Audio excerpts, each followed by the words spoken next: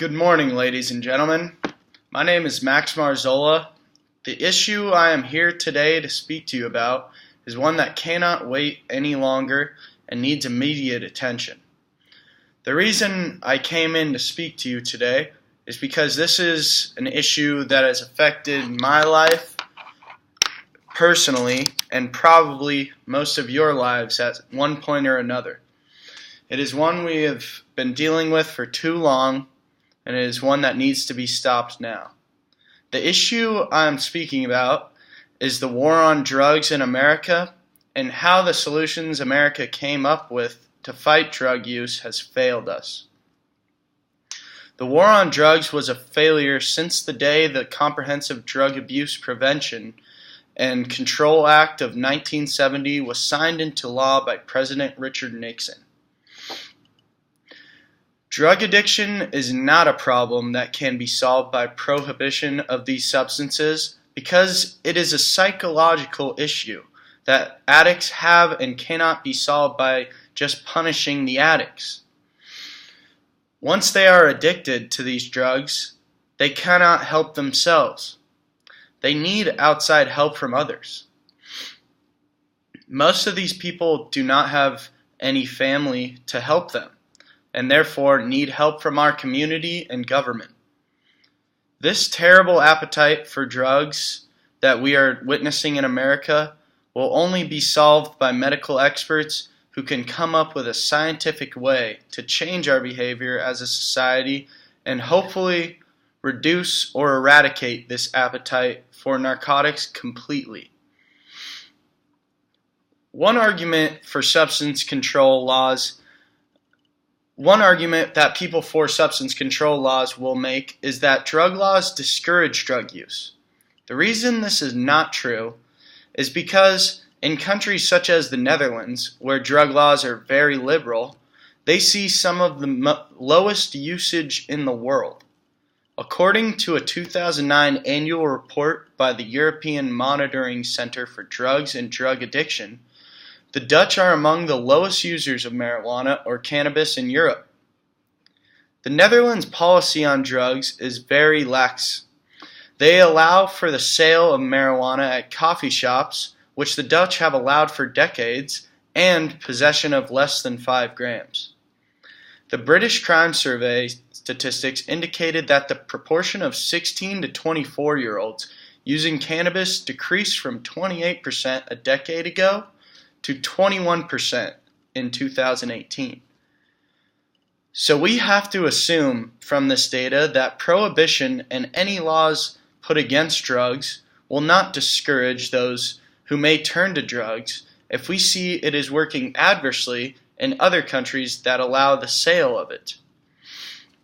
Our problem lies deeper in our society's fabric than the want for a quick high.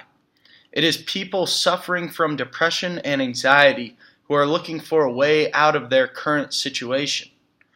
If we prohibit these drugs altogether, people will continue to get counterfeit drugs that are even more dangerous because they are unregulated. These counterfeit drugs tend to contain lethal doses of other drugs and substances the user is unaware of, such as fentanyl, which a very small dose can be lethal. We must do better than just making these drugs illegal because it does not stop the user from getting the drugs in the first place. We must find a way to stop the user from even wanting to use these drugs because that desire is the real problem.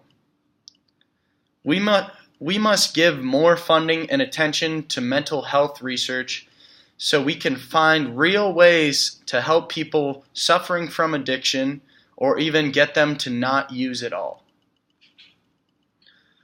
The National Institute on Drug Abuse reports that drug overdoses in 1999 were 16,849. Sounds like too many deaths, right?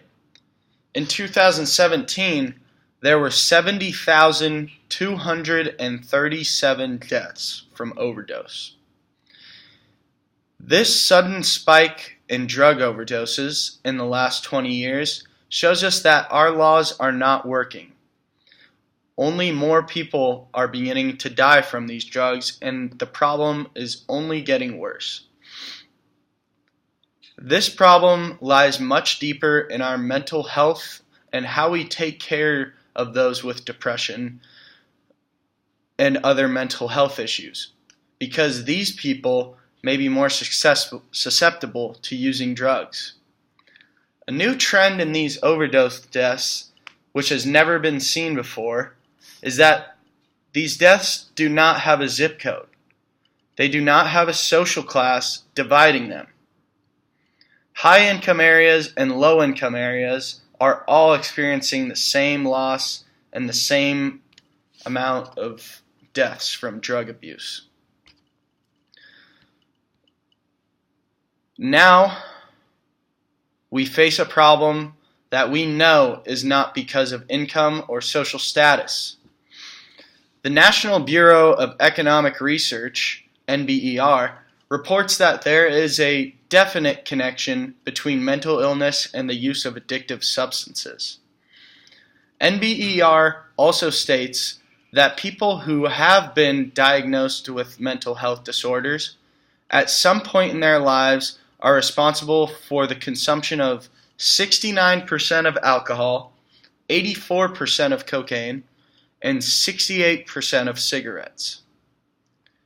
Our country does not have a drug problem. No. We have a mental health problem that is not being successfully treated. It is not being successfully treated because we are focusing on putting a Band-Aid over the wound. We are not looking at what is causing the wound. We are looking at the topical problems and trying to fix in a reactionary way instead of being proactive.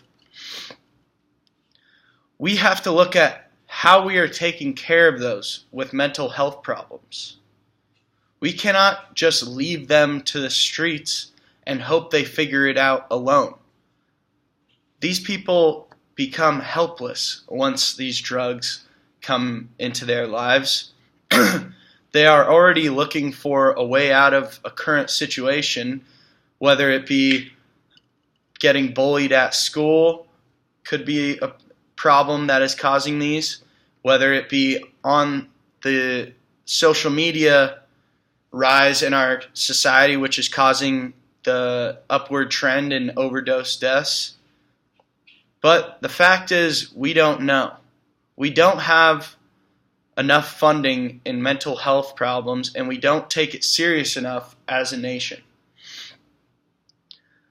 We have to look at how we are taking care of those with mental health problems. We must help those who cannot help themselves because it is the right thing to do. We cannot let this upward trend keep going, and something needs to happen.